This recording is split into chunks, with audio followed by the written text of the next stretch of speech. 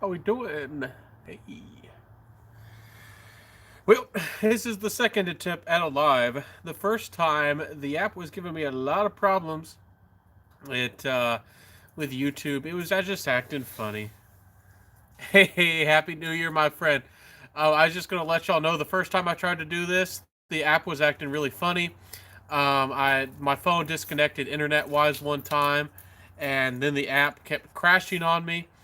uh, and I kept sending reports, and I don't know what's going on. But anyways, and then because I kept retrying to do the episode, it automatically is on unlisted when I try to start the live.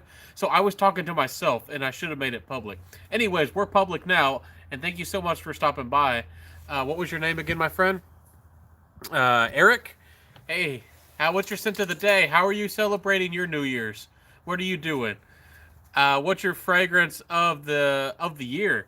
Oh my goodness, that's such a hard question. My fragrance of the year. Ooh, I don't know. What's on my mind right now is Mansara's Oud Vanille. I really like a modern, seductive oud fragrance, and that one has a leather. It doesn't smell like leather; it just has a leather feel, a suede vibe, and it uses that medicinal oud very well. I don't like that medicinal oud quality in a lot of fragrances. It's that same almost medicinal vibe that's in Baccarat Rouge 540. Their kind of almost kind of use of oud that way. So it's very interesting. It's a very wearable and again a seductive date night fragrance. So that might be my favorite fragrance of the year. I had really been wanting a good Mansara fragrance for a very long time, and I finally found one that speaks to me. It speaks to my soul, and it's just a great fragrance. There's so many good ones. Earlier when I tried to do this live, when I was kind of talking to myself, I think that video just got uploaded. Three fragrances that really stood out to me this year.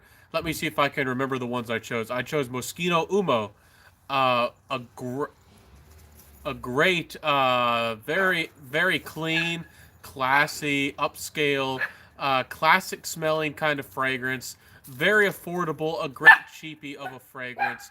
Moschino Umo, if that's how you say it, please forgive my pronunciation. I think it's Italian. Anyways, it's a great fragrance for the money. It's kind of a hidden gem. Not a lot of people talk about it anymore. It's a cheapie. I don't know if it's in production anymore. It's another one of those. Once it gets discontinued and the supply actually dries up, people might seek it out and the prices might creep up because it's a 4.2 ounce bottle. You get a whole extra ounce, and it's a $25 fragrance. There's not a lot of professional, clean smelling fragrances out there that have more of a white tone to them. There's a lot of blue fragrances. Y'all know that there's hundreds, if not 1,000, blue fragrances out there. There's not a lot of well done, like masculine, professional, clean, almost like white fragrances. There's things like Platinum Egoist, but for me, Platinum Egoist almost has more of a musk tone, like a transparent, maybe a little bit more of a gray vibe to it. And there's Gray Vetiver, was certainly which would do well for a professional man, well put together man. But Moschino Umo fits the bill as probably the best cheapie in that kind of category. Everybody knows Prada El Homme. Prada El Homme is a great, very clean, classy, refined fragrance. Moschino Umo actually gives me better performance. A lot of people talk about Moschino Umo is not having good performance, but it performs the same. I mean, last about the same as Prada El Homme does for me, and the Moschino gives me better projection, and you get a whole extra ounce, and it's $20 to $25. So, and I like the smell better personally. So, I don't know. To me, it's one of the unsung heroes of my collection. I kind of fell out of love with Mugler cologne. In the green bottle, the green Irish Spring soap in a bottle. It just had a little bit too much of a neroli vibe. I did like it. I did appreciate it. That fragrance especially did not work for me in the heat. On my skin in the heat, that fragrance actually became with the neroli, with the white florals, actually became a little bit. I'm not sure if indolic is the right word, but it kind of became animalic on my skin. And for me, it was just not a pleasant thing. It only happened 2 times, but one time it happened at work. And, somebody was asking if somebody was wearing, clothes that, the cats had made a mess on. It smelled like, I don't know if I should say those words. I don't even think it's inappropriate. But, it smelled like cats. Anyways, so that fragrance had to go for me. It works for a lot of people. It's a great fragrance, DNA. But again, I think that clean, a white, everyday fragrance, there's not a lot of them for men particularly, and not a lot of them for women. That's why I did a video and I spoke so highly of Fragranza's Oriental Diamond as well. And maybe in the future, that's going to be more of a fragrance DNA that's explored more in the designer world. I would like to see that happen more because I think there's a real market for it for office, professional fragrances, especially for ladies out there. And there's a lot of opportunity. And maybe I should keep this to myself when I want to make my own company. There's just not a lot of business woman fragrances out there, and I think there's a huge market and an upcoming opportunity. Instead of everybody just focusing on genderless, and I respect people who care about that and talk about that, but I don't know if that's a real focus because I mean any fragrance can be worn by anybody already. That's more of just a talking point, kind of like a social thing. Making fragrances that are particularly unisex or genderless is more of like marketing, essentially. In my humble opinion, of course. That's just my opinion. Anyways, so that's a great fragrance. Let me know what's your fragrance of the year. What fragrance did you have to buy? What fragrance spoke to you? What fragrance was a big discovery in your collection for this year? So Mosquito Umo is one that just really spoke to me this year. It was one of the ones that really stood out. Another one I actually got fairly recently. It's Vodka on the Rocks by Central Obsessions. Yes, it's a clone house. I'm gonna look at the comments real quick. It says, "What's your friend?" Okay. Hello everyone. Misty says, "Thank you so much, Misty, for stopping by. I love seeing you. You're always a positive voice here. DJ, you're a great guy too. I was chatting with you earlier. I think you're a great guy too. Says I'm actually wearing Oud Lemon Mint right now. Love it. Yeah, that fragrance is essentially one of the best freshies with performance that you can get. That's has complexity for a freshie. Mancera fragrances aren't known for their complexity. Honestly, they're a little bit linear. At least most of them are. But that one, the Oud Lemon Mint, actually for a freshie is actually kind of a complex freshie, and it has good performance. And it's if you're into compliments, it's a compliment fragrance. So that one's great too. I haven't talked a lot about it on my channel because I don't own it, and it's not one of my personal fragrance favorites. I personally would reach for something like Rivolare by Fragranza, which is like a pear sorbet fragrance with a lot of mint. It's very mint heavy, with this like creamy, interesting, sweet pear, and a lot of tea, interesting tea quality to it. But no doubt about it that's a great fragrance too. There's not a lot of fragrances like it as well, so it also kind of wins a little bit on uniqueness as well. Oud Lemon Mint, yeah, I'm agreeing with you. It's a great one. Oud Vanille for me by Mansara was one of the ones I talked about as well. That was just a winner this year. Again, it has more of a suede vibe. Oud Vanille by Mansara was another fragrance that really surprised me this year. A great, interesting vanilla fragrance, but it has that medicinal oud, but it's not scary. It's very wearable. If you've smelled Baccarat Rouge 540, you know what a medicinal vibe can be. Even though it's not really an oud fragrance by any means, those medicinal ouds can be kind of musky, kind of transparent. So in an odd way, it's a very different fragrance. But Oud Vanille by Mansara is kind of, if you want a darker, more mysterious, seductive Baccarat Rouge 540. It's a very different fragrance. But if that's the kind of tone you like and you like suede, you got to check that one out. Anyways, another one that surprised me was Vodka on the Rocks by Sensual Obsessions. Uh, I felt like it had interesting mineral accord. I really like Oud Mineral by Tom Ford.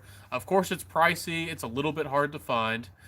Um, I really like the top of the fragrance that has that transparent booziness, and then when as the fragrance dries down, it has this mineral quality, and then it becomes a little bit more like muted and a little bit like more like concrete almost. And of course, the Sensual Obsessions brings it to you so much cheaper.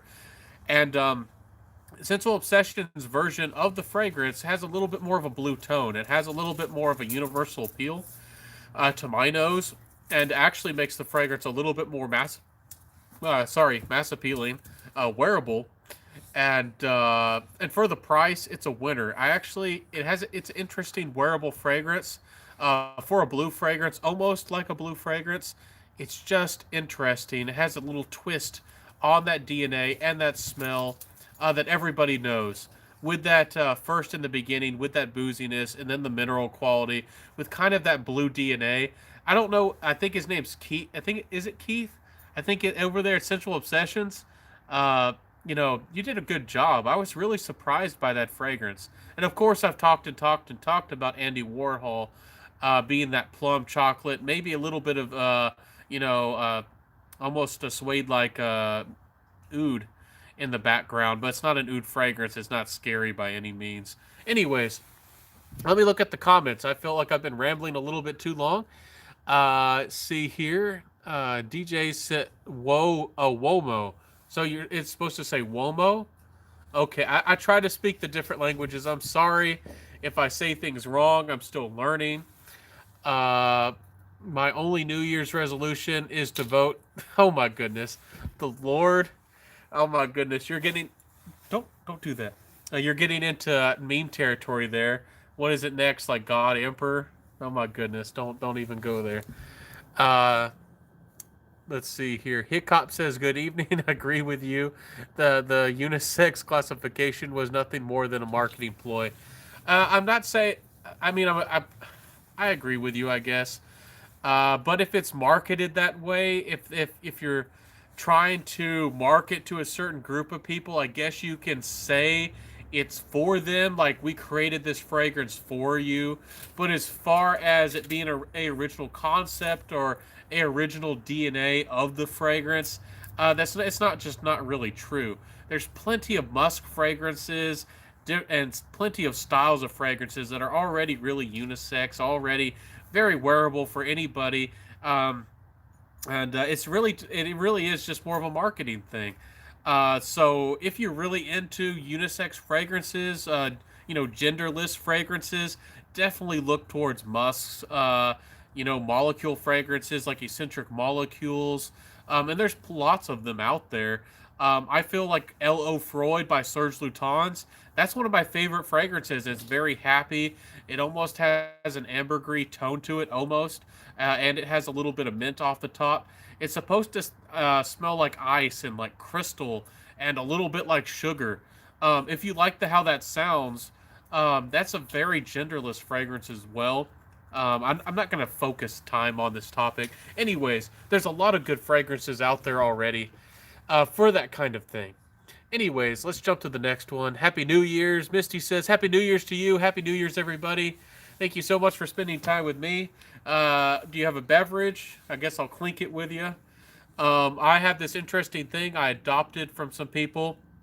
I changed it around you can spike it or do whatever you want, but it's like 1/3 orange juice and 2/3 Sprite or 2/3 Mountain Dew. And I don't know why, but it just works. It's fresh and lively, and it just is it's a good combination. How y'all doing? What's your beverage? Best purchase of the year was Gallagher Rosé All Day. Worst was Montal Red Oud. I've heard good things about the Rosé All Day. I've heard that it has a metallic vibe, interesting one. Red Oud by Montal. I don't know if I've tried that. There's Red. I think it's Red Tobacco by. I think it's by Monsara, and a lot of people are saying good things about that one. But as far as the Red Oud by Montal, I'm not sure if I've tried that one yet. Thank you for your kind words, Ben Misty. Yeah, yeah. I'm definitely here to support everybody, be your friend, connect with you. Happy New Year's, happy 2020, everybody. Please review some Middle Eastern fragrances. Great prices for a fantastic juice. I'll do more of them. I recently talked about Rogba. I'm trying to. I think that's the name of the fragrance. Maybe that's the name of the brand. I'm trying to remember. Anyways, that one's a great Middle Eastern fragrance. I've mentioned some Al Rehab.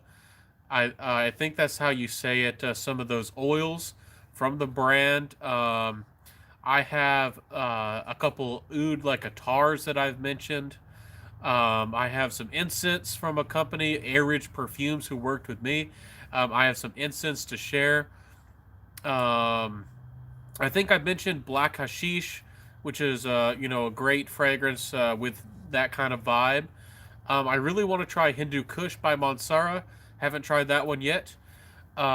Middle Eastern fragrances, there are a lot of good ones for the money. Some of them are copycats. There's no way around it, but they do have awfully good performance a lot of times. And if you're not really deep into fragrances, you probably won't tell or can't tell sometimes that the use of synthetics. So a lot of them some of them are kind of synthetic, but a lot of them do it so well that it's really hard to tell. Some of them smell surprisingly good for the money. So they definitely do a good job. I have some Attar musk oils, and in the future, if maybe I become more successful, I'll buy some more of the Attar oud oils. But oud oils can get very expensive very, very fast. Uh, do you have any suggestions for companies, for Arabian fragrance companies? I definitely do need to share some more this year. Maybe that'll be on my list of goals. Solano's in the house. How you doing, my friend? Another fantastic reviewer. I'm gonna kick off another tag and mention Solano as well, and he's doing a good thing on his channel as well. There's a lot of good guys out there these days. There's a lot of good reviewers popping up here and there.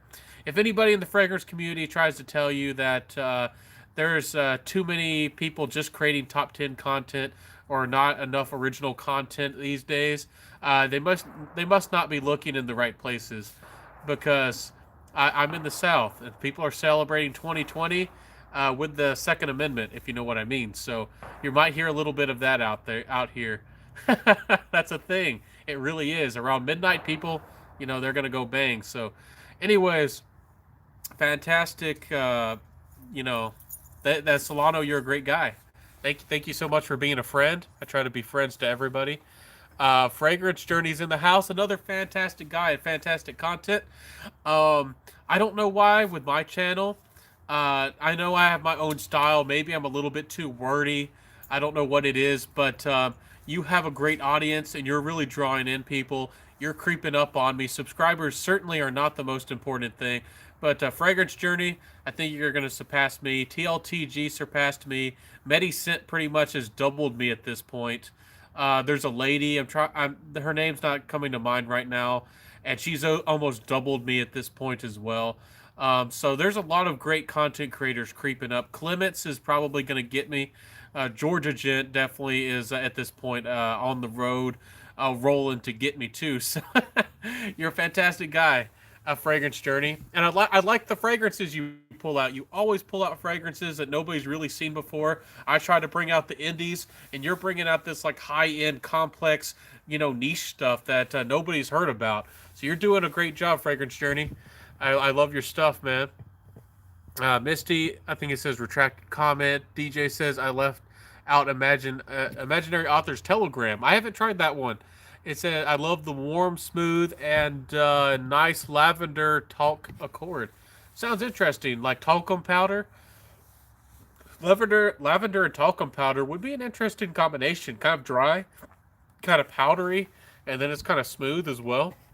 Um, Interesting combination. What's your most expensive perfume, and is it worth it?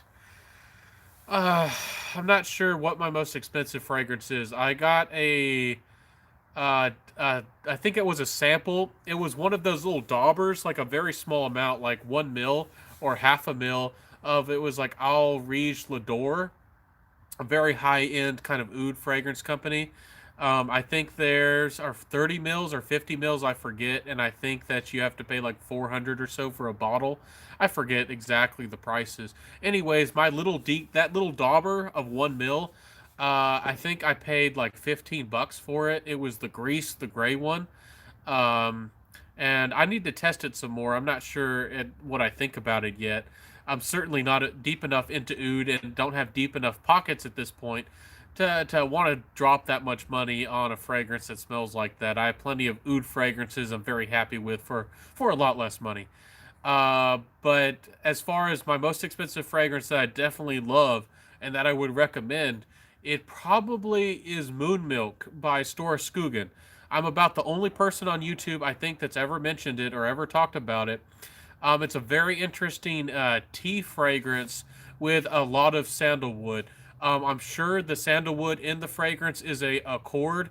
I'm pretty sure not all the sandalwood is real Mysore, but they have listed that they have real Mysore sandalwood in it.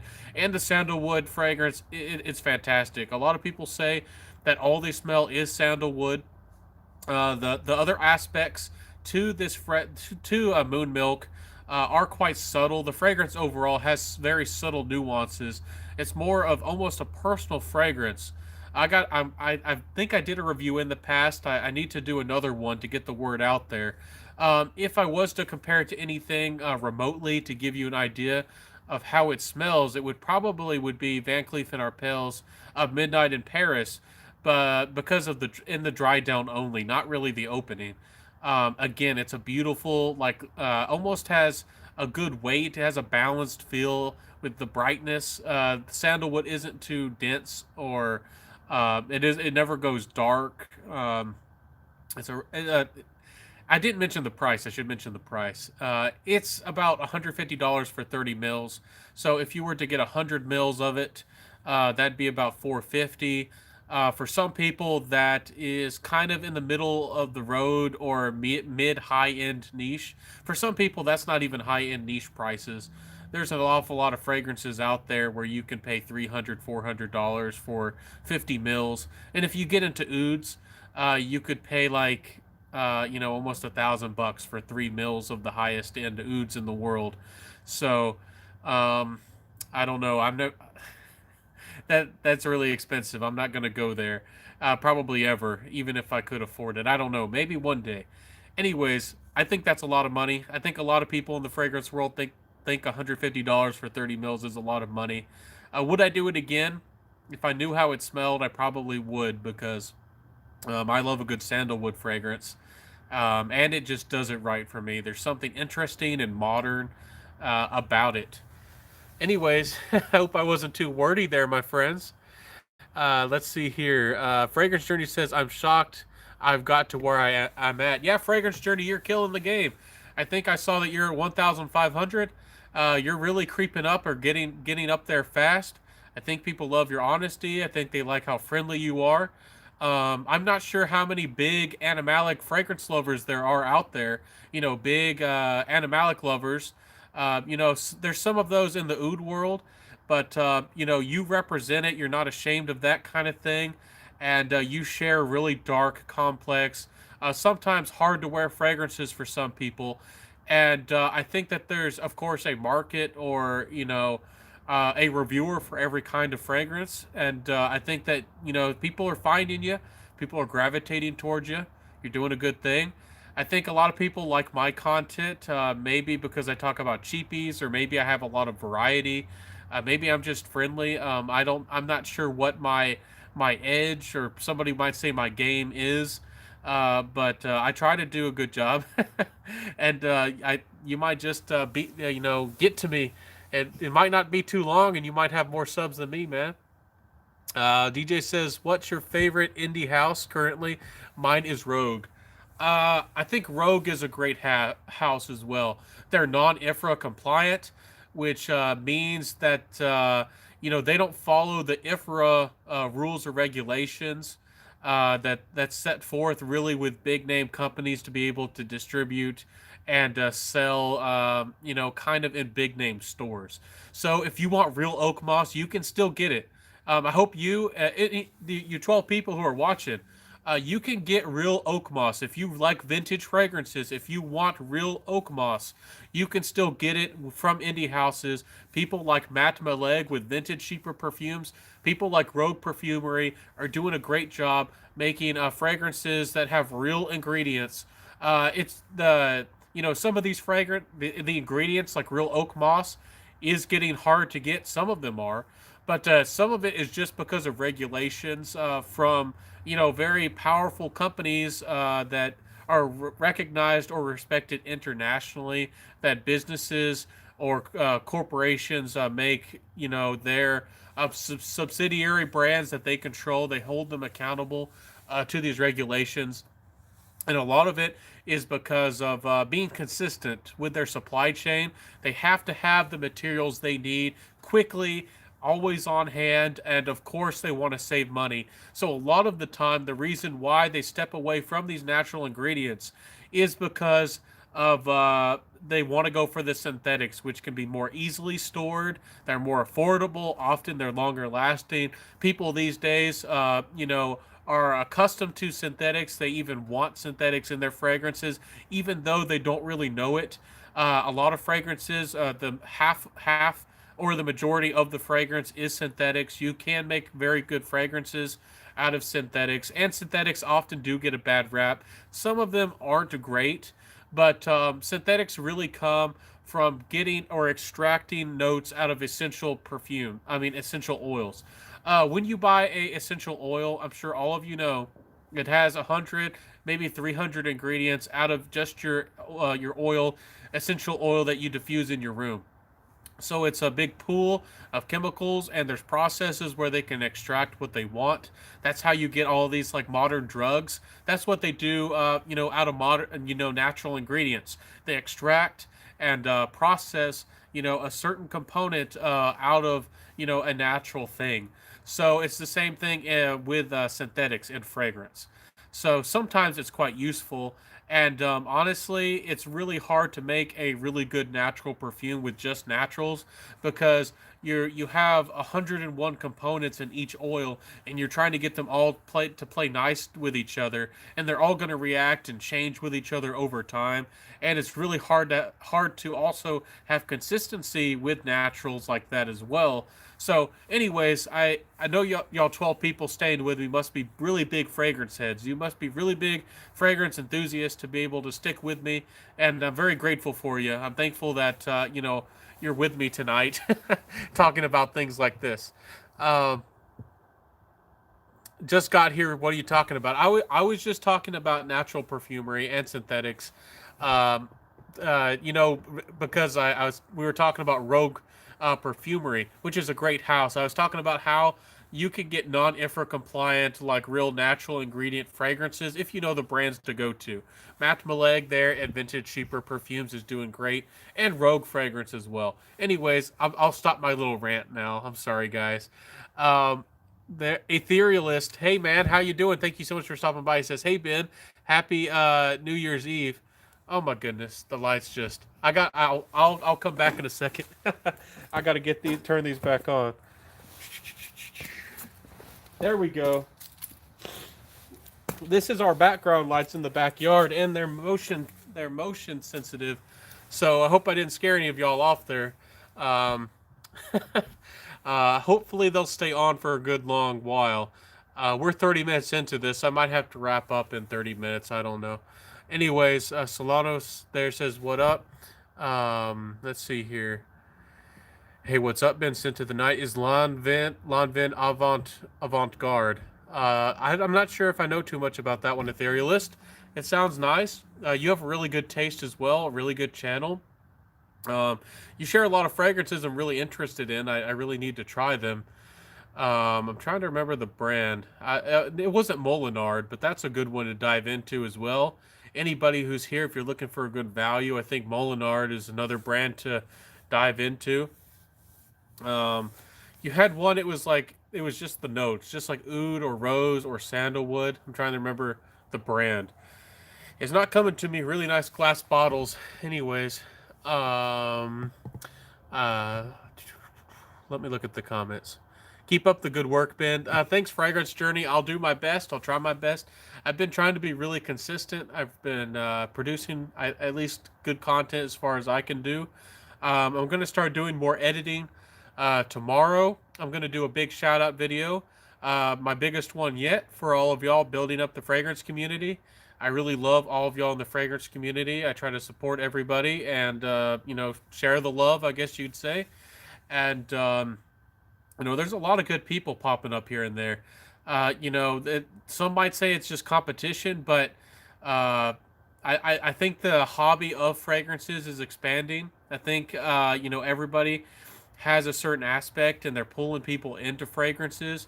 So I don't have that negative view. And again, when I do shout out videos, it might be true. People have told me it's not a good idea because I'm giving away my audience.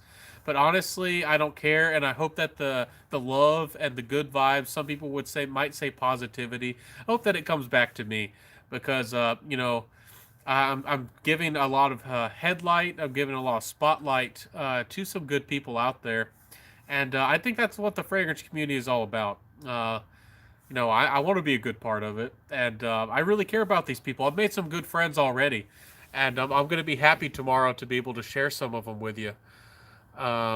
See here. I think that says Darren Cooper says hi, Matt. Yeah, how you doing? Harry Iglesias. Hey, my friend. I remember you. Says hey Ben Solano. Happy New Year. Yeah, how you doing, man? Happy New Year's to you. Do any of y'all have a beverage tonight? Uh, Drink responsibly, of course, out there. See, I'm a little late, but how are you and Happy New Year? No, man, you showed up right in time. No worries. We're all doing our thing, hanging out, having a good time. Let me know, what fragrance did you buy this year that you just were surprised by, that you just had to buy, that you just had to add to the collection.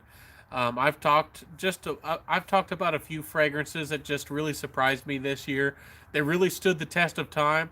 If y'all ever see my collection or anything I share, I had to buy it with hard-earned money, and unless I let y'all know that it was, I shared a bottle from a company. But I sell a lot of fragrances. I don't mention all the ones I sell and I let go.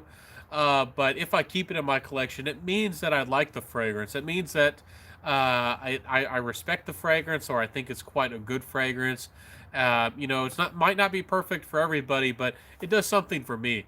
I'm a little bit of a utilitarian, and I feel like I want to keep things around that I use and that I like. If I don't love something and I'm not going to use it, I might as well just sell it or give it away. And that's often what I do with just about anything in my life. If I don't absolutely love it, if I don't need it, I don't need to keep it around. It doesn't need to collect dust or rust or degrade or go to waste. Why not let somebody else use it and have a good time? Uh, you know, I hate seeing good things go to waste just because somebody wants to hang on to something, throw it in a closet. That stuff bothers me, man. Anyways, see, Solano says, you too, Harry. Misty says, hi, Ben and Solano. Should come out with a collaboration of your own scents, and they would be awesome. Yeah, I'm not sure what kind of fragrances we could do. I'm aiming to become a perfumer. I've talked about that and shared that a little bit. I love reviewing fragrances with y'all. I love talking about fragrances. I love sharing fragrances. I love making friends. But I don't know if I want to review fragrances for 10, 20 years in the future. And I also do want to get into the fragrance industry one way or another. I want to have success. Some people don't like it, and some people don't understand for some reason that I talk about that sometimes. But life isn't easy sometimes. I went to college. I did all the right things. I graduated. I have a degree, and I've done all the right things, but that didn't pan out. and I am looking for a new opportunity to have some success because I just haven't really had that in my life so far. So I talk about that sometimes because I'm also looking for opportunities, and I'm also trying to get ideas of what I can do, because I do want to have some success in my life. I don't want to just, I mean, I respect anybody who works at McDonald's or is a cashier or something, but I don't want to live like this for the rest of my life. Or doing yard work, doing hard, labor for people. I want to have a better life, and I also want to be able to buy more fragrances to share with y'all. I want to be able to share more exclusive, maybe expensive fragrances with y'all. Fun stuff all the time. I have a lot of stuff I can review. I probably bought enough samples and things to review for like a year, maybe 2 years. So, especially with all the creativity and all the things you can talk about, I have a lot of content. I have a lot of things I can talk about. So, no worries there. And the future's bright. I'm not being negative at all. Everything's good. But I'm just putting that out there because who knows? When I say that, you might be in the comments and you might have a friend, you might know somebody who says, "Hey, I like this guy. I like his character." And maybe he's connected to the fragrance industry. Maybe he has, some kind of business where, he wants to do some kind of marketing campaign, and they turn on, and they get connected with me, and that's how things can happen. If you put it out there and you talk to people about it, you let people know, people start talking, people start looking at you, and that's how you can have success a lot of the time. I tried LinkedIn. Trust me, I've tried it all. I've done just about everything in the book that you can possibly do right. I had about 700, 800 connections on LinkedIn, and I had all kinds of, connections. I reached out to, hiring agents and all that kind of stuff on LinkedIn. I sent my resume to them all. I tried to make friends with them all. Somebody actually wrote a LinkedIn article in response essentially to what I was doing, which was sending out my resume to anybody and everybody. And it was some kind of article about your resume should be like valuable and personal, and you should only share it when you really like built up the relationship with somebody, and some hoopla about that. And if somebody looks at my profile and looked at my resume and they weren't curious or didn't think I fit the position, I think that is a good indication of I fit the bill or I don't. Uh, so it just wasn't working. And now LinkedIn is, this is a fragrance channel. I'm just talking about this real quick. LinkedIn, you to have any success now, you essentially have to, pay a monthly subscription. So that wasn't working for me, and everybody knows that a lot of those other places you apply for with jobs, that they're either fake for some reason, or they're I don't know. I don't know what I could do. Anyways, let's see here. Look at the comment. Sound is off. I'm at dinner. Hey Georgia, how you doing? You're just watching me speak. That's no problem. You can do that. I remember when your audio, you fried your electronics last night when you sprayed 27 sprays of Aventus. That was funny. You fried your electronics, man, and lost audio. Anyways, hope that I'm funny. Hope that I'm a bundle of laughs, even though you can't hear me, man. Anyways, thank you 15 people for being here, my friends. I really do appreciate every single one of you. Let me know what's your scent of the night. What are you going to do? What are you going to party it up and get into tonight? Let me know. Let me see here. Darren Cooper says, I bought Robert Cavalli Umo. I really like it. I've heard good things about Robert Cavalli. I forget which one it was, but I was considering buying it. A lot of them were around $20, and this one was around 50. I've heard they smell really, really good for the money. Is that true? Maybe I should get one of. I'm sorry, guys. I got to turn on that light again. Maybe I should. Maybe I should go inside. Now we got the dogs going. Anyways, yeah, the Robert Cavalli I've heard are good fragrances, good stuff. DJ says, I was excited to get Leather Oud by Dior, but oh my gosh, is it animalic? Wrapped it little. Yeah, that fragrance is animalic, and I've tried to say that. A lot of people consider it a really good fragrance. I think just like Ombre Nuit, which does have an animalic touch to it. And some people really don't like animalics. Ombre de wheat doesn't work for me because I'm not really into animalics too much.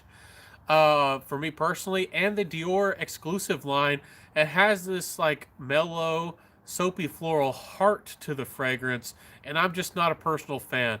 And I try to say that in the best way because some people quite do like Dior exclusive line. That it is a prestigious brand and a very prestigious name, and some people really do love their fragrances. So I respect, just like Baccarat Rouge 540 with Maison Francis Kurtajan, I think is how you say it.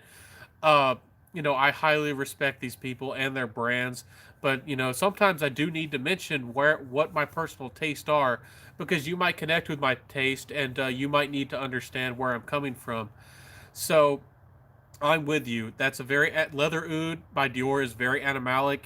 If you want a rich, complex leather fragrance with a woody component to it, Leather Oud. I think it's Leather Oud by Floris. It might have a very similar name. It's by Floris, anyways, and it's very well done. It's smooth. Some people might say it's a little bit more linear, but it does not have the animalic vibe to it. It's very classy. I think that florist fragrances often are very nice for the money. Some of them do smell a little bit more classic. So if you buy some of the more barbershop ones, you might need to be more careful. But as far as niche fragrances go, Florist is a really good house. I think Atkinson's is another one that doesn't get a lot of love and a lot of talk. And they're for their quality and for some of their style of fragrances, they kind of are Creed like in a way. So I don't know why they don't get as much a lot of talk because Creed gets an awful lot of attention. Creed gets all the talk in the world, and Atkinson's has a similar style. Floris has a similar style. Sometimes Penhaligon's has a similar style. Sometimes, so I don't know why they don't get as much talk.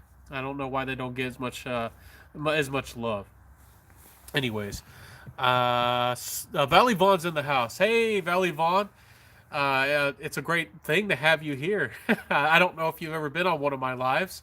Get to see a little bit of my personality. I appreciate you stopping by, Valley Vaughn. She's another great reviewer. She's an upcoming fantastic gal. She's got her own, personality. And, in YouTube, personalities go a long way. Sharing who you are, sharing that kind of character. And Valley Vaughn's got some personality. So definitely check her channel out. Harry says, "Hey, what did you study?" If you're wondering, like college wise, I was focused in supply chain, but in general, I was just business management. I took some entrepreneurial classes, but I was really getting into supply chain. I really wanted to become like a quality insurance kind of manager. I'm not sure if that's the right word, but working essentially with international shipping, with like freight and ships, checking things and inspecting things. An inspection officer. I wanted to get into that, and I also was kind of wanting to become a buyer. If y'all don't know what a buyer is, with these big companies, they have representatives that work with companies that inspect the quality of the goods they go with the companies. They make sure that their processes are up to snuff, that they're following regulations, that their partnerships are really nice. So sometimes being a buyer can be a really nice job. Also, they do negotiate, they crunch numbers, they try to get a good price that works with both companies. Being a buyer is something that I very much would like. It also can involve a lot of travel, depending on what kind of buyer you are, and I really do want to travel. And that's another surprising thing when I was on LinkedIn. When I was putting myself out there a lot, and I was offering I guess you could say my labor or my work to everybody out there in the world. I said, I'll travel as much as you need me to. I'll travel 30, 40, 50%, whatever, of the time as a single guy, not any obligations. And there's not a lot of people who, at least as far as I know, who can say that I'll travel, I'll go where you want me to, I'll do what you want me to do. That I thought that would give me all kinds of opportunity, and that didn't seem to do much. And I know, man, maybe I don't know. Some people talk about the universe. Some people talk about destiny.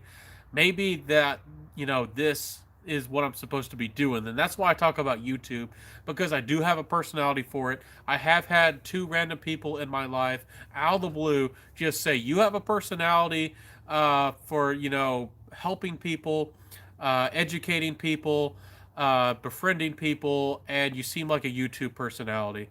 So I don't know. Maybe this is what I should do. I don't know. Maybe I need to do a different, another channel with my fragrance channel and put my personality out there. I'm not sure. Anyways, I'm sorry for another rant, guys. Maybe y'all like that, but I get on these topics and I get my ideas and I share my thoughts. uh, Anyways, thank you so much for stopping by.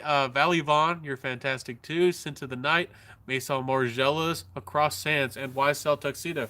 Are you layering those two? That'd be a great combo. Um, I certainly have tried YSL Tuxedo, which is a great fragrance and it deserves all the attention it's getting. Just like Cherokee by Serge Lutens gets a lot of talk. It deserves the talk. It really does.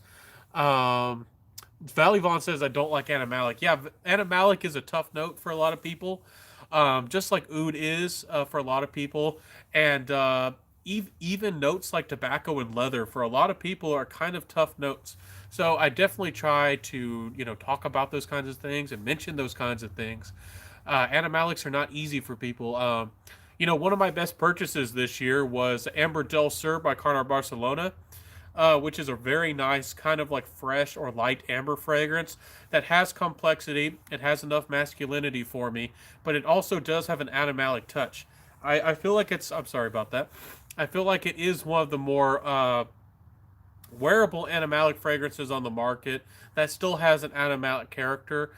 But I certainly do have to mention that animalic qualities and animalic notes are not for everybody. Some notes are going to be for certain people. Certain things are just universal. People love shampoo or soapy like qualities in fragrances. I guess there's just some things that come easy to people because they're familiar with them. Things like lemon, orange in fragrances. People love that stuff. People are familiar with it. It smells very nice. It's universal. So, anyways, thank you for sharing that, Valley Vaughn. Some of us need to hear that. Some of us need to be reminded of that. Says, yo, it's still not Ray Lewis. Are you changing names? Are you? I don't know who. I don't know who's who. I don't know what to trust anymore. Who is the real Ray Lewis? I don't know anymore, man. People popping in saying they're not Ray Lewis. Somebody's gonna come in here one day and say they are Ray Lewis. So what are we gonna do? This is crazy. Scent of the Night is Nasamato Baronda. Very nice choice. I think that's the boozy one, right? I think that's the one that's very boozy, and it has that interesting cork-like top. I've heard it's a great fragrance. I think it was Triple Ink, and a few other guys just adore that fragrance. Really, Nasamato is a great house. That they are kind of pricey for what they are. I think you get 30 mils, and they're really pricey. I do like Pardon, and I might buy it one day. But for me, it has almost a cardamom, chocolate oud kind of smell to it overall. It is very classy. It is very well done. But, I just got Oud Vanille by Mansara, which I talked about, which I love. And it certainly fits the bill. It does the job. And I have Oud coming by Les Elixirs on pre-order. That's a brand new company with their first fragrance, and I'm going to be one of the first people to share that with y'all. And I really do like the fragrance, and I'm going to be able to share it with y'all. There's a lot of upcoming companies too, and it's a lot of fun. So, anyways, let's talk about something else. DJ Ginky, I never say that right. Zarina, Andy Warhol, Milk and Cookies was a nice surprise. I'm not sure if I've heard of that first one. I know Andy Warhol. What fragrance is Milk and Cookies? Was a nice surprise and rather like the house. What brand is that? Anyways, I'm going to kick this light on real quick, really fast again. I'm sorry about this, guys. Maybe I should go inside more often. And then we got our funny dog who likes to bark. Anyways, animalic. Yeah, Fragrance Journey's all about the animalics. You're a wild man. Wild man. Yeah, our little dog who's feisty. Anyways, yeah, let's see here. Fragrance Journey says we all like different things. Very much so. And that's another great point as well. In this year, one of my wishes for the fragrance community is that we all come together. We all like different fragrances, different fragrance styles, different types of notes. I lean towards musks a lot of the times. I like musk a lot, and I like fragrances that if they don't smell like leather, they have a leathery feel to the fragrance. I like that signature distinct smoothness to the fragrance. But I'd like all kinds of fragrances, and I think a lot of us do as well. And there doesn't need to be any kind of infighting over certain styles of fragrances, or the old fights between people who like cheapies or designers and niche, or even indie. People out doing their own thing with indie, kind of despising everybody else. There doesn't need to be any of that, and I certainly hope that we come together even more. I think the fragrance community is. I think things are going in a better direction. Robe Zoate is one of those that's doing a great thing. He's really reached out and started befriending people. Tom Elise is pretty good too, as well. Tom Elise has been pretty friendly, and we'll talk and have a good conversation and respect, people who have less subscribers.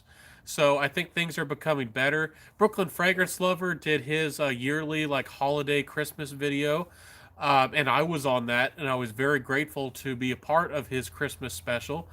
Um, Brooklyn Fragrance Lover definitely is a great guy as well. So I think we're going to see more of that in the future. I think there's more good than bad, and I think we have a lot more similarities than differences.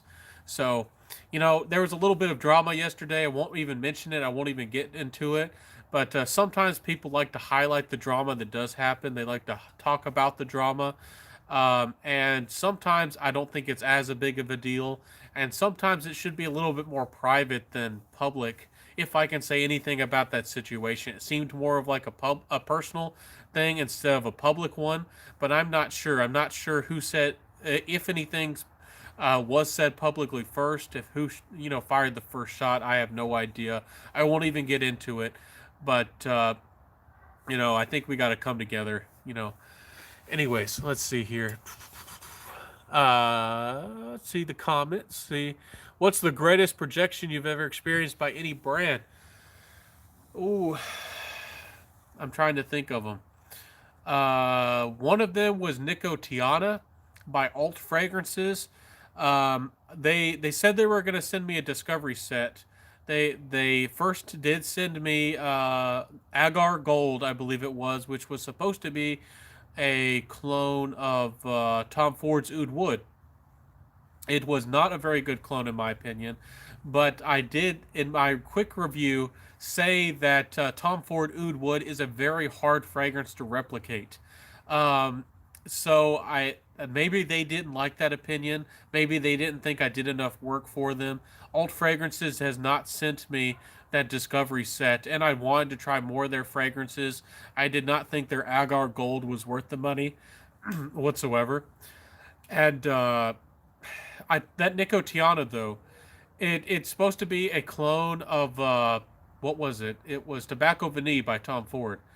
It did smell similar, no doubt about it, but it definitely had more of a sugar vibe, and that stuff was very, very clove heavy, spicy for my taste, and it was very long lasting. It maybe wasn't the biggest shouter ever. It really did shout though, but it just lasted forever. Hours and hours, maybe a day or two. It lasted me like a whole day, and I tried to wash it off my hand intentionally, like 4 times.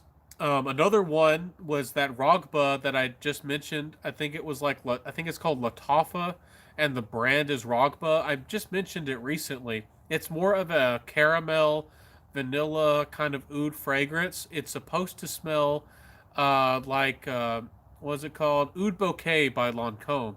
A lot of people say, and it does, but it's a little bit more of a vanilla caramel oud fragrance in my opinion. Anyways, very strong fragrance. I put one spray on my hand after 4 hours, and I was about to fall asleep, And when I was falling asleep, I put the fragrance up to my nose, and it started choking me out. The fragrance actually lasted the whole night. So I sprayed it on about 8 o'clock, and when I got up, I noticed that it still was kind of on my hand. It still was kind of lingering. I think I had petted the cat like a day that I don't know, sometime. And anyways, they were telling me that the cat smelled like the fragrance, and they said my room smelled like the fragrance. And I got a coat on a couple days later, and I didn't even spray the coat with the fragrance, and the coat smelled like, I think it's called Latafa by Rogba. It's about $30 for the fragrance. It lasts a really, really long time. If you're a big fragrance head, it doesn't smell unpleasant, but you probably could say it was a little bit linear. If you're a big fragrance head, you probably could just say it's synthetic, but it's not a bad smelling fragrance by any means. It's a good fragrance. It smells nice. It just doesn't change a lot per se. It definitely can be cloying or overpowering.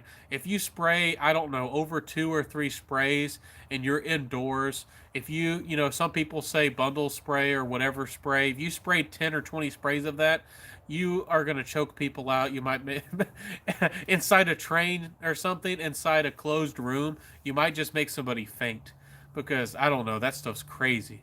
Anyways, I see that I'm losing people. I don't know if they like that topic. With beast mode. Anyways, Scent of the Night is Xerjoff XXY. I don't remember if I've tried that one. Xerjoff is another house I really need to explore more of this upcoming year.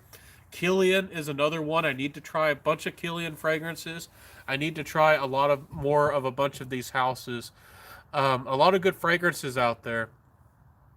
Scent of the Night is Kerosene Blackmail. I heard that one's really good, Randall Hader. Really nice fragrance. As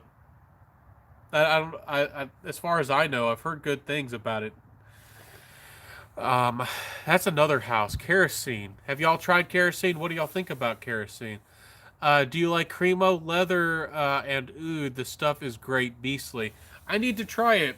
Sounds like some notes I'd really appreciate. I haven't come across that fragrance. I don't think it's in my local CVS or Walgreens. I've tried to look for it where I live, and I might have to order it. Again, I'm not too much into blind buying these days, but I might just have to blind buy some of those. Let me know in the comment section. Do y'all want to hear about Cremo fragrances, or do you not want Cremo fragrances? Do you like cheapy content? Do you not? I mean, some people might say they're not cheapies, but they're affordable fragrances, no doubt about it. I see some people are wandering off. We have 10 people now. If you're going out and partying, have a good time. Of course, please drive responsibly. Have a great time, my friends. If you have to go, just let me know. Thank you to everybody who's stopping by. See here, Scent of the Night is nothing. Why aren't you wearing a fragrance? Why aren't you wearing a fragrance? Fragrance Journey. Why aren't you wearing a scent? Are you just wanting to take it easy, relax a little bit? I don't know. I don't know what's going on, man. No fragrance. No fragrance. I'm still wearing that vodka on the rocks. I should wear that Jubilation 25. I should be dressed up all fancy, going to some exclusive party, wearing my Jubilation 25. But maybe that'll happen one day. DJ says Kerosene Copper Skies is the one of my fragrances. I've heard that's an interesting fragrance. Very interesting bottle. It reminds me of those bottles. I think the brand is called like Ritual. It almost has a similar feel to one of those fragrances. Interesting stuff. See, DJ said, okay, you said that. I didn't know anything happened. Fragrance Journey. Yesterday. I won't get into it I don't know if I should even mention it. There was just some infighting. If you want to learn more about it, if you care about the drama, if you want to be up to date, you can. I don't even know if he wants to talk about it anymore. It might be a sore topic. But go ask Mr. Cheap Sense, which is a great guy. I support him 100%. He has a great channel, and he's another guy that's going to surpass me in subscribers pretty soon at this rate. Good guy, great content. Has a big personality. If you want to learn more about that situation, you could message him if you want to. I'm not sure if you want to spend your time getting into that, but he's still a good guy. I respect him 100%. I'm gonna grab the lights. I'm sorry about this, guys, because these cut out every 10 minutes. Wah! I just don't like being inside because y'all have to stare at my walls, and I just have some boring green walls. I like to be outside more. I feel like it's more open, and I get to hear what's around me, and also, I get to watch the dogs. I don't know if you saw that little dash in one of my live videos. We got to keep an eye on him because sometimes we have some big owls around here, and they might just try to get him because he's like the size of a rabbit or smaller, and big owls. I live in the country. I live in the boonies. I live in the sticks, and sometimes we have crazy stuff happen. With our chickens over there, we had an old vicious raccoon actually kill all of our chickens except one, and we had I think like 5 or 6 chickens. If they get gray and old, raccoons can become really aggressive, just like mature tigers, and they'll just kill and eat a lot. Just about any animal or anything they can get their hands on. We had a cat around, and I think a giant possum, got one of them. Anyways, things can happen. Let's see here. I don't. Joseph, is that how do you say your last name? Tamarin says, "Hello guys, bro. What's all the favorite fragrances? Yeah, what's your favorite fragrances of the year? What's your favorite fragrance? I love my Jubilation 25. It's one of my favorites. One of my best fragrances of the year. I think it's called Leather Oud by Floris. Is another one that I really love. I have one of my secret fragrances I'm going to mention I think later this week. Look forward to that episode. It'll be fun. I mentioned one of the fragrances. I did a quick review on it earlier in my channel, but I think I need to do another video on it because nobody's ever talked about the brand on YouTube as far as I know. Almost nobody talks about it as far as I've ever seen on Fragrantica or anywhere. It's just a brand that nobody seems to know or talk about, and I think it's quite a good fragrance, and it's a quite interesting fragrance DNA. So stay tuned for that one. What's my yeah, bro? What's all-time favorite fragrances? Yeah, everybody. Mine is Incense by Givenchy. Sadly, no longer around.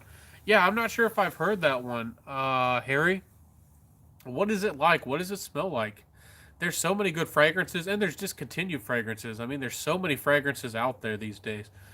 Um, I'm trying to remember some of the fragrances that really were great. Terre de Hermes Eau Trace Fresh, the Eau Trace Fresh Flanker, is one of my favorite all around year, just anytime, every time fragrances. It's so classy, it's so fresh, it's so wearable. It really suits my personality. It's just like Terre de Hermes, but it doesn't have that. Some might say sour, some people might say old or decaying orange. It has a fresher orange. It's a fresher fragrance.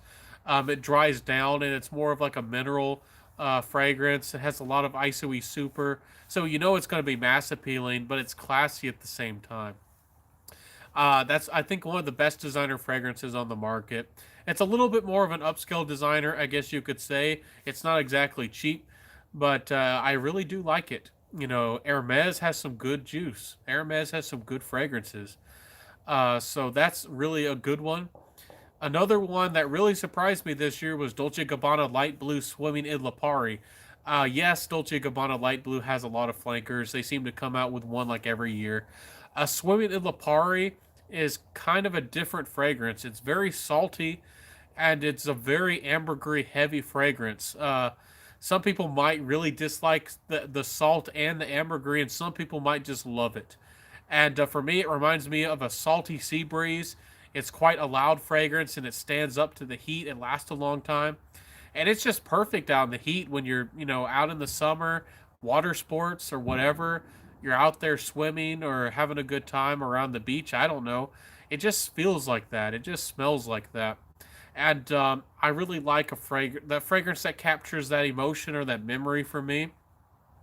So if you ever wanted your Sea Breeze summer fragrance, salty Sea Breeze, Dolce & Gabbana Light Blue Swimming Lipari is great. And I think everybody just knows that Dolce & Gabbana Light Blue is a reliable, dependable fragrance DNA. If you just want something easygoing and mass appealing, like a kind of aquatic wise, it also has kind of this citrusy aspect to it. So, anyways, that's another one that really did me good, or did really well by me this year. Fall. One of my favorites of the year was Supreme Leather by Polo. I don't think a lot of people know about it. It's kind of a honey tobacco fragrance, but it's more of a honey leather fragrance. Beautiful honey and leather. The leather suede like. It's very easygoing, very easy to wear as far as a leather fragrance.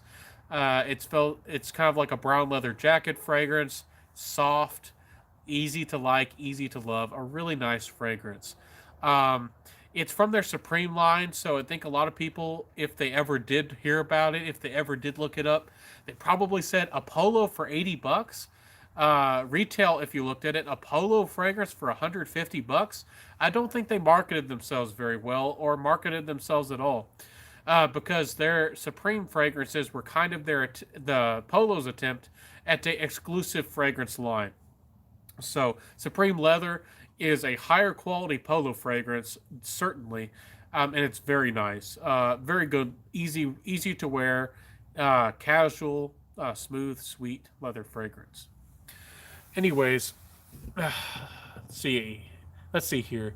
It's mainly floral. Okay, interesting floral fragrance. About the only floral that I've really liked that I have to get a bottle in the future of. If you're really into niche guys, y'all gotta check this one out. It's called Wolfspade by Cortana. It's a very interesting, dark, deep floral fragrance with an animalic twist. It smells almost like magician or witch-like. It's very interesting stuff. The House of Cortana does interesting florals like nobody's business, like nobody else. If you want something crazy, if you want a Halloween fragrance, definitely try out I think it's called Bloodflower, and there's one called like Poppy, and one I think one maybe called Sonoma or something. They have so many good fragrances. I definitely need to try to get my nose or get a decant of more of them. Let's see here. Joseph says light blue pour femme is something I use in college. I use in college all the time. Salty, citrusy heaven. Yeah, it does the job. It does really well. It's really dependable. And maybe I need to highlight more of those fragrances because in the fragrance world, it's easy to lose perspective. I mean, a lot of us are looking for the next best thing where we've got noses that are more developed and we're looking for interesting fragrances. But if you just want a daily driver, something you can wear every day, some of those fragrances are still great. And sometimes it's fun just to go back and wear those kinds of fragrances, and nothing's wrong with them. And again, that kind of gets back to the infighting. Even though I do like niche and indie, I still like designers. I still respect them, and they can be really good. I think everybody knows that, though.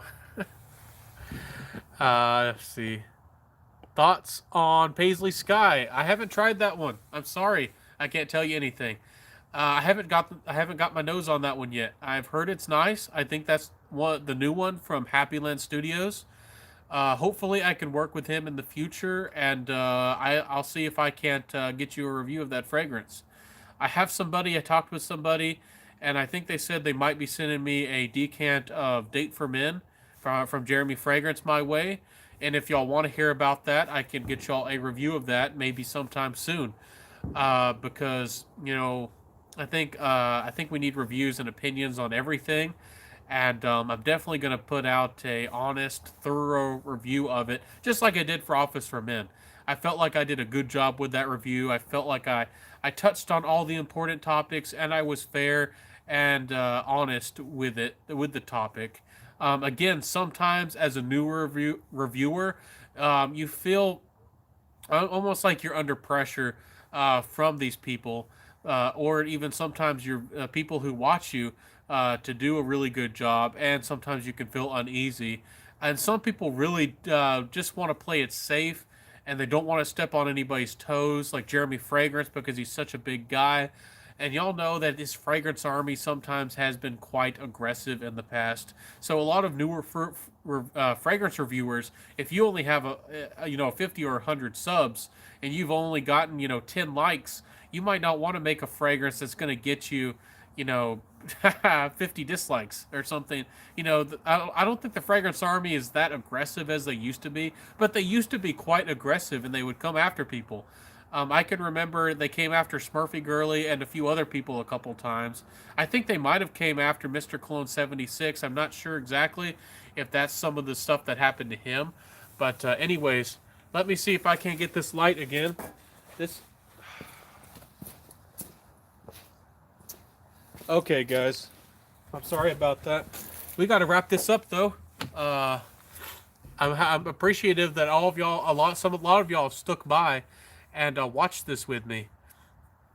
I don't have a fancy studio yet. I don't have a fancy setup. I can't. I don't. I don't have that. It's like some of these reviewers, and maybe I'll get one day. That would be awfully nice. I'm just down home guy. Let's see here. See, I bought Baccarat Rouge. I don't get the hype. Do you think I'll love it in time? I honestly don't like Baccarat Rouge 540.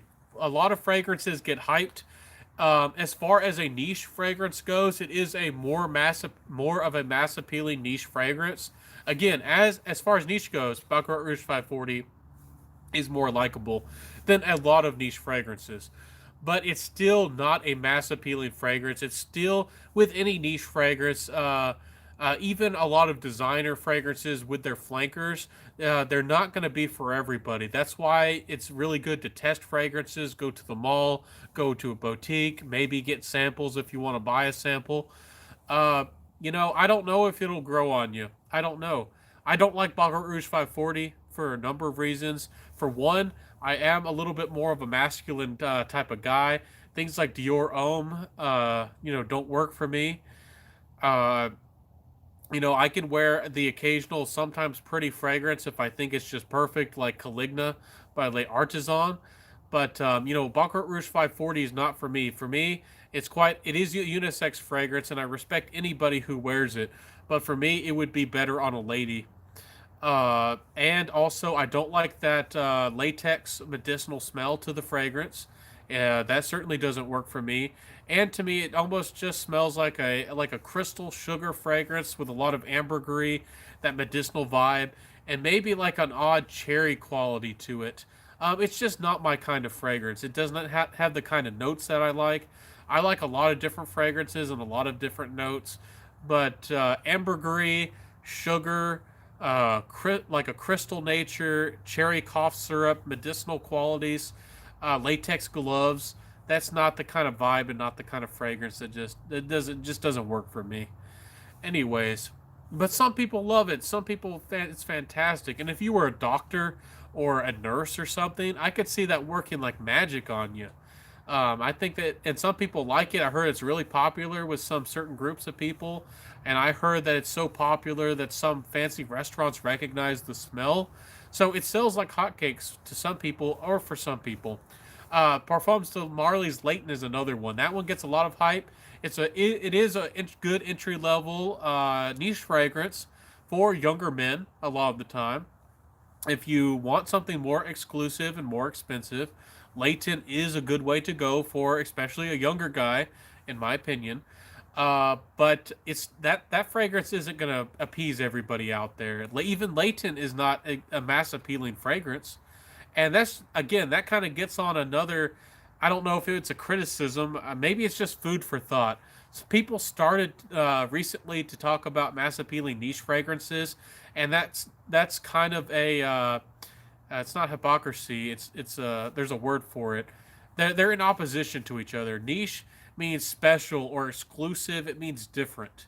Uh, it fits a certain crowd. A smaller percentage of fragrance lovers and fragrance people. In mass appealing means universal. Everybody likes it. That kind of stuff. So uh, there you can't put that in this together in the same category. They that the ideas oppose each other. They don't work with each other, in my opinion. Of course, you can find citrus fragrances. You can find Italian fragrances that have a lot of citrus and freshness, and a lot of people quite like those. Atelier has a lot of great citrus fragrances. Atelier has a lot of great citrus. Pomelo Paradis, I think that one's better for ladies, but boy golly, Pomelo Paradis is a fantastic, beautiful, gorgeous citrus fragrance that's niche, and I could easily recommend that to a lady. If a lady said she had a lot of money or she wanted something special and she really likes citrus, she wanted something that was juicy and kind of fruity, I would certainly would recommend Pomelo Paradis by Atelier in a heartbeat. I would certainly recommend that one. But I don't know. I just got another tangent, and I hope that we got the fireworks and everything. Let me see here. Happy New Year! Happy New Year, man! Celebrating with you. Says I want to buy a presents, parfums, to my Arabian parents. A 60-year-old mom, 65-year-old dad, 21-year-old brother that live in Iraq, and they have never owned fragrances. What would you recommend? That's a really tough question. I would first ask, do they like oud? Are they into oud culture in Iraq? Do they like oud fragrances? Would people around them like oud? If they do like oud, if you do know about oud, um, I might buy something locally for them. If they do like oud, if they know about oud, I probably would go to a respectable local store, ask for their opinions. Of course, for the ladies, maybe something more musky and fruity, and maybe floral. And for a gentleman of that age, he might just like something more mossy, oak mossy, and maybe something green, maybe something more leathery of an oud. But that's kind of what I would do because that's as far as if you're asking me who knows Western fragrances, designer fragrances, big names like Dior and Chanel and that kind of stuff. It's a completely different culture, different smells, very different taste. Like I'm sure you understand and know a lot of people in the West, in the USA, and that kind of thing. Um, Oud is overall a hard note to love and a hard note to understand. So if I recommended a lot of the things we understand and we like, it might not work. One of them that he might like that I can think of might be Zeno. Zeno by Davidoff is very affordable if you don't have a lot of money. If he likes more dark, woody fragrances, kind of patchouli like, kind of inky, Zeno by Davidoff is certainly a great fragrance. Another one is Ancre Noir by Lalique. Just about everybody in the fragrance community knows about Lalique's Ancre Noir. And it smells inky and dark and woody, very vetiver heavy fragrance. Very long. It has good longevity, projection. It has everything going for it. In my opinion, it is a little bit linear of a fragrance, and it is a little bit of a harder to wear fragrance. But for a gentleman out there, Ancre Noir by Lalique is one of the best values for money. If you do like more interesting niche like fragrances, it's probably like one of the best $20 that you could ever spend. If you do like inky, dark vetiver like fragrances, it's just a winner. Um, as far as ladies go, with a great a lovely senior, maybe senior. I don't even know what the right words are these days. I'm trying to be highly respectful. I don't know what cultures and everybody different lingo. You're a fantastic lady.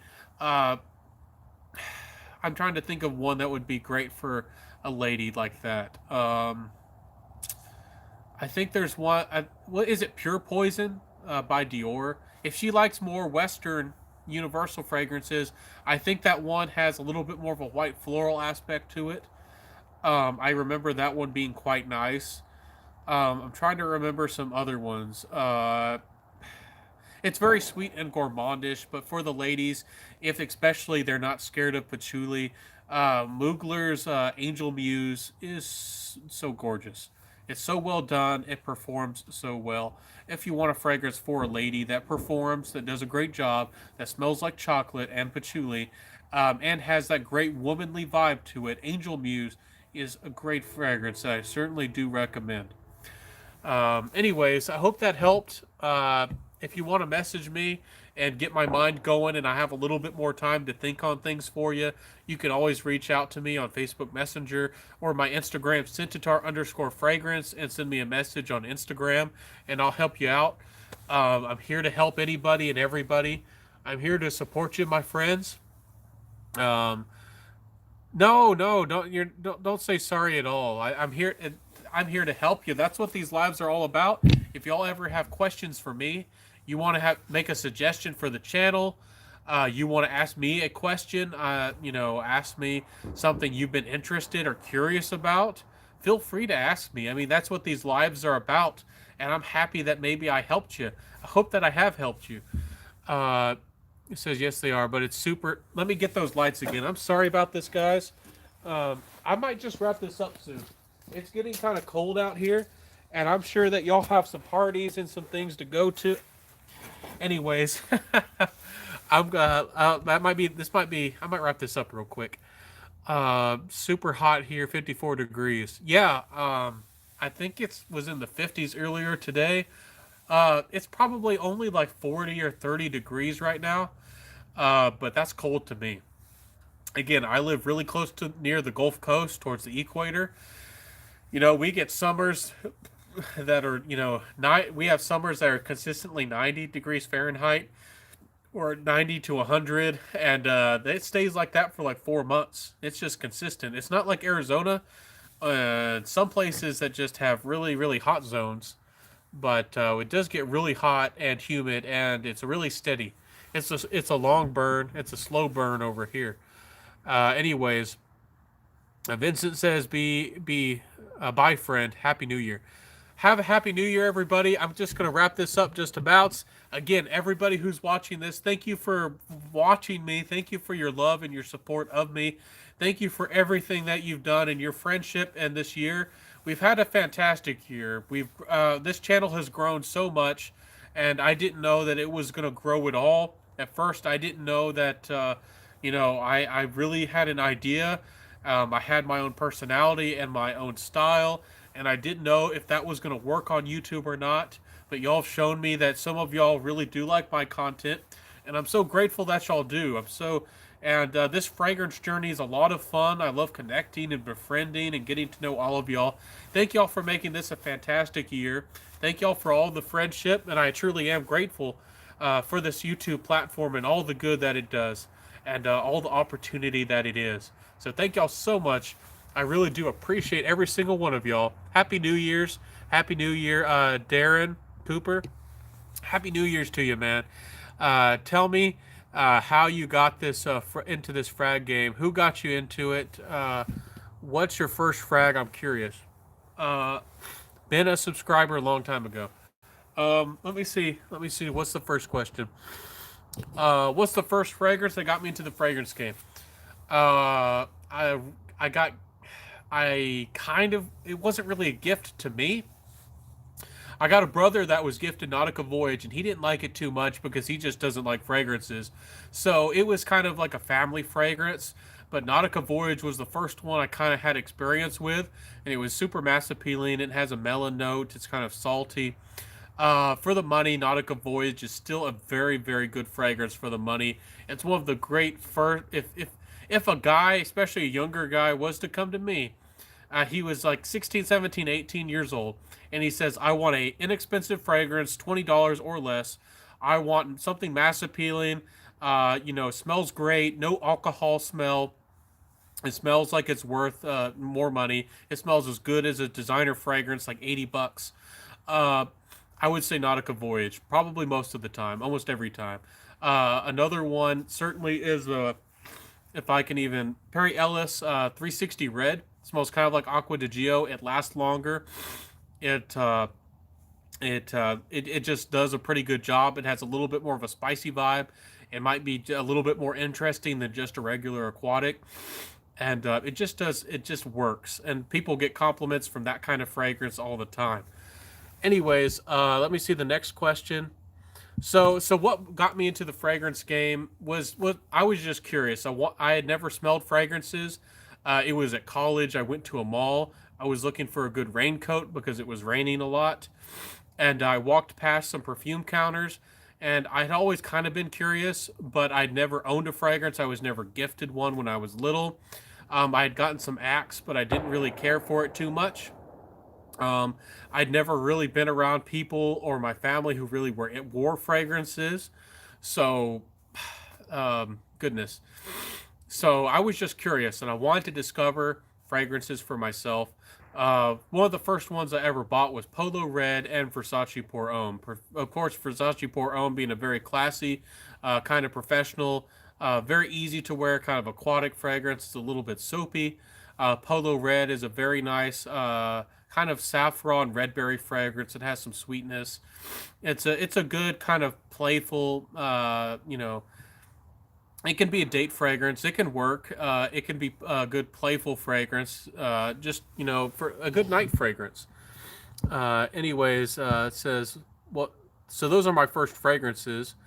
That's what kind of got me into the game. Just my own curiosity.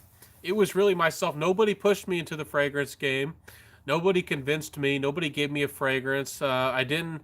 I wasn't around a grandpa who told me or who shaved or wet shaved or wore aftershave. I wasn't around a dad who had a fragrance collection and I stole some sprays of his Dracar Noir. I never had any experiences like that. Um, in our household, we didn't have anything like that. When I was being raised, well, I didn't even know that stuff existed. We went to the arcade a couple times, and I remember smelling some fresh scents. And I can, later on, I now know that it was probably CK Eternity, and I probably was smelling that and Aqua di Gio a lot. Aqua di Gio was the king of fragrances for a long time. People talk about Aventus. Aqua di Gio for years and years and years was the king of fragrances. So that's kind of my story. I just got into the fragrance game because I was watching a lot of these great guys. I was watching these fragrances like Coach Rob 619. I don't know who if y'all know who he is. He actually came back and started reviewing a little bit again. Coach Rob 619 is a really good guy. Street Sense, Robzo 8, Redolescence, Max Forte. I'm trying to remember them all. There's a lot of good guys out there. My Mickers. There was a lot of good guys that I was watching. And one day I said, I think I just want to try this out. I want to see if I can put my voice out there. Maybe somebody wants to watch me. Maybe I can make some new fragrance friends. And a lot of people have a similar story in the fragrance community. Uh, you want to connect with people over the internet and make some new fragrance friends. I'm around people, a very traditional country kind of place area, and people don't talk about fragrances. There's not really a fragrance culture. There's no boutiques for high end fragrances. I This is a bigger town for my state, and we barely have any Bulgari or Mugler, and then we have just all the regular stuff. We don't have any exclusives. We don't have anything higher end, and we're lucky even to have that stuff. And sections of the mall actually are shutting down because, of course, of Amazon and all the competition and everything. And I don't think people around here even buy that stuff. They don't buy that stuff all too often.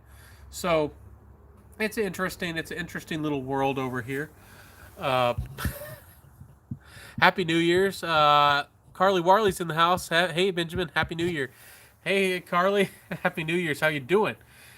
Good evening, E. Jean Baptiste. I like your name. I always like saying your name too, and Carly, of course. Thank you so much for stopping by. Uh, yeah, no problem, man. I hope that I know my story's probably not that exciting, but just my pure curiosity. I got myself into fragrances really. One of the few fragrances I bought at Ross, I'll tell you this, was Gray Flannel. I think it's by Bogart. And I almost never got into fragrances or almost quit fragrances before I began because to me that smells like wool like old gray wool or like lint out of your dryer and car exhaust. It's not something I like to smell. I think for me personally, I think I've heard some people who actually like gray flannel. I respect you, but for me, it's it's not for me. Anyways, let's see. Happy New Year's, Centurion. Yeah, he's a great new reviewer too. A good English chap. I keep saying English. I think it might be UK. Anyways, he's a great guy. Has great taste, and I love his content. Thanks for answering, lol. Yeah, I guess I'm a funny guy. How you doing, Carly? Anyways, I'm about to wrap this up. The light keeps cutting out. It's like a timed light, and I'm outside. I don't have a studio. I don't have a nice setup like a lot of guys have. I hope I can get that someday. Maybe this year I'll be able to manage that somehow. Get myself a nice place and have a nice studio set up.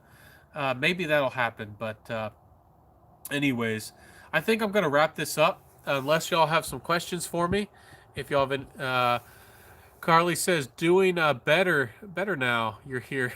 Thanks, Carly. It's great to see you too. Hope that let me cut this light back on. Maybe this will be the last time I do this because this is dedication, dedication with this annoying light, and it's kind of chilly out here. Chilly. Anyways, yeah, great to see you, Carly, as usual. Fragrance Journey says, peace out, Ben. Yeah, have a fantastic New Year's, my friend. Chill out, have a good time with your family. I really support you, Fragrance Journey. You're doing a good thing. I like your content, and there's a lot of good reviewers out there, and you're definitely one of them. I just gotta say goodbye. I hope that y'all have a fantastic New Year's. I hope that you set some of your new resolutions. Again, some of mine are to just make new friends. Of course, I'm gonna start editing my videos more. Things are slowly starting to get normal around where I live again, so I can start editing my videos a little bit more. Let me know if y'all like video intros and my intros in my videos. I really do need to make a preview to my channel, like an intro video. Let me know if you want one of those or any inspiration you want to give me. I need to do that.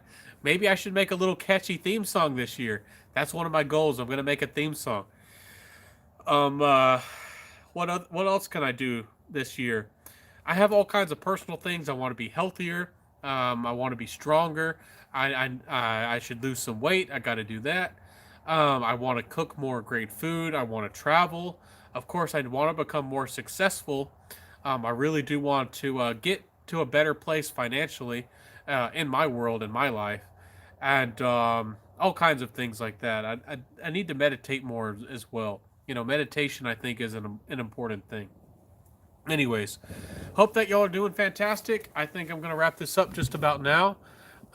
Peace out, Ben. You don't have a nice studio, but you surely have a nice nose. Thanks, my friend. Bright Brian and Bright Brain and Big Heart. Happy New Year. Yeah, Happy New Year's, my friend. Kind words, I very much appreciate them. Thank you, Joseph. You're very kind. And again, Carly, it's great to see you here as always. And you say I always arrive too late. Yeah, you arrived. I was about to end the video before you showed up, so it's good that I thought that I should stay on a tiny bit longer so I could say Happy New Year's to you, Carly. Yeah, you show up right at the end. Do you do that at parties, Carly? Do you show up late to the party and grab all the food, load it up in your car, and drive away? Is that your thing? Anyways, I'm just joking. I'm giving you a hard time, Carly. I hope that you have a great night and a happy New Year's, Carly. It's fantastic always to see you. Says you're lovely and you're always always late to the party. Hey, the party don't start till you walk in, huh? Okay, I'll see you, Carly, and I'll see everybody. I hope that you have a fantastic New Year's. Again, if y'all are the loyal 6 or 7 people who are on my channel, if y'all are loyal people, please join my Scentatar Fragrance family. It's a group, it's a no drama group where you can share your scent of the day. I can keep you updated. I share when I'm going live sometimes and ask questions. Scentatar Fragrance family on Facebook, and I have an Instagram called Scentatar_fragrance. I share giveaways, updates, all kinds of regular content. I love Instagram as well. So for you loyal 6 or 5 people now, have a fantastic New Year's. Enjoy it. Make some resolutions. I'll see y'all next time. I'm so grateful for you for being a part of this fragrance journey with me. Howdy there, Ben says Silent Night. Interesting name. Thank you so much. I'm about to close this off. But thank you so much for stopping by, and I wish you a very happy 2020. Carly says, "See ya, Benjamin. You take care. You take care too, Carly. I'll talk to you, chat with you later." And E. Jean Baptiste says, "Good night and the best. Safe frag calm." Yeah, yeah, definitely. Bye, man. Waiting for the new intro. Yeah, I got to work on that. I got to get that going. Joseph, Happy New Year, Ben. And what's your thoughts on Dua fragrances? I got to wrap this up, and I got to go.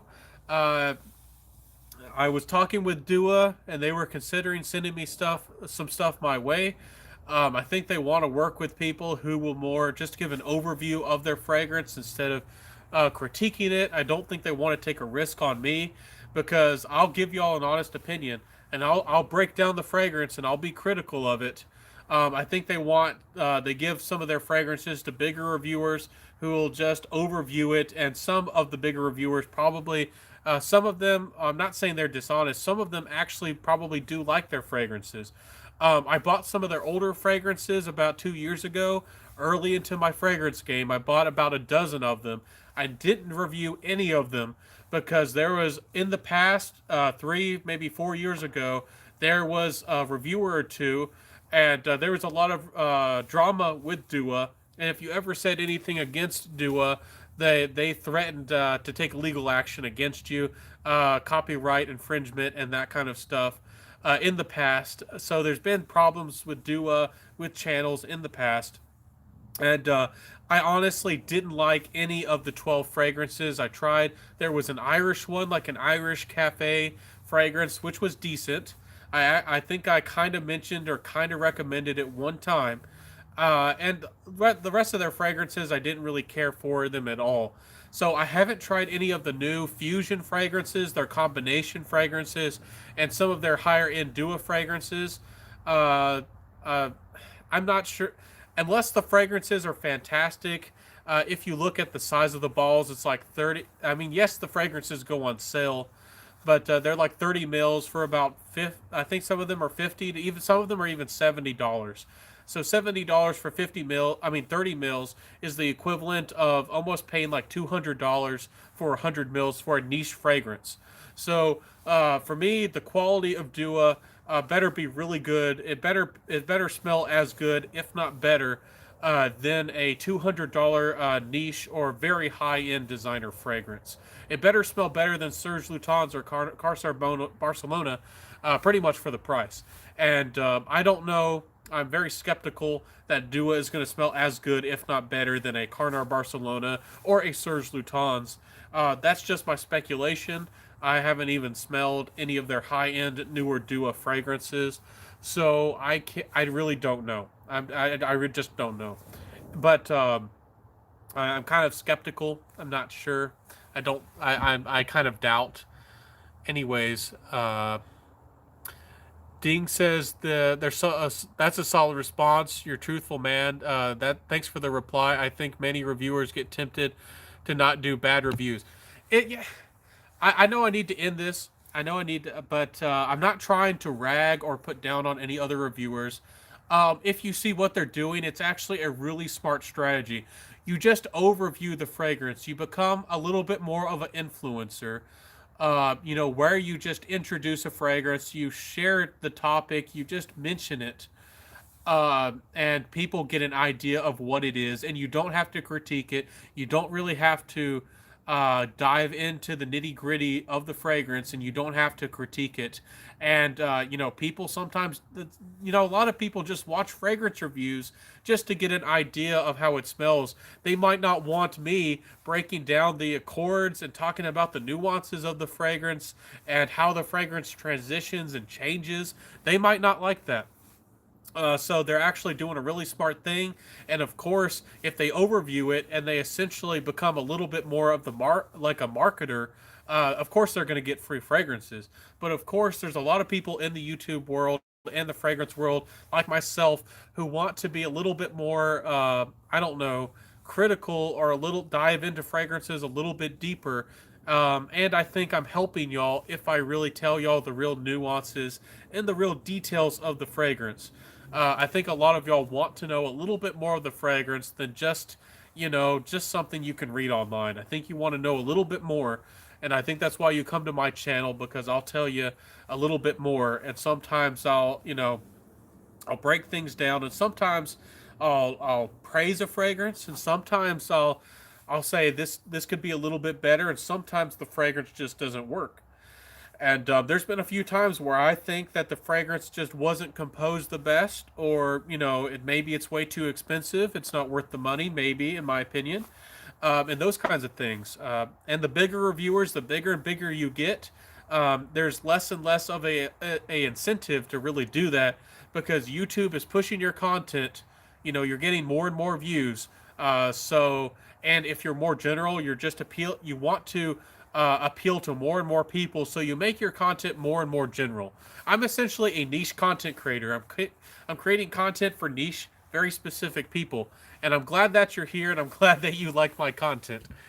Anyways, I'm gonna get this light on for the last time and wrap this up. Anyways, thank you for all your patience, and thank you for all your love and being here, my friends, my people. Let me see here. Joseph says, yes, Dua is indeed overrated. Yes, we do, and that's why we love you, man. Thanks for the 2019 videos, and thanks for keeping truthful and keeping us informed in 2020. Yeah, certainly, man. I'm here for all of you guys. I'm here to help you. I'm here to support you and love you. And I hope that I'm a good addition to the fragrance community. I hope that I keep it real and keep it honest. I was one of the first people to critique Baccarat Rouge 540, one of the first people to criticize Aventus Cologne for, in my opinion, the cheap scam that it is. I'll just put that out there for y'all.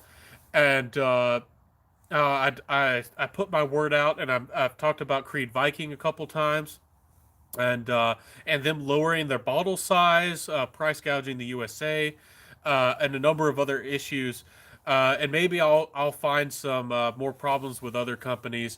And there are a lot of bigger niche companies that maybe are overpricing for their fragrances too. But Creed is just so popular, and people perhaps don't know what's going on. They don't know the problems. They don't know what Creed is doing or has done.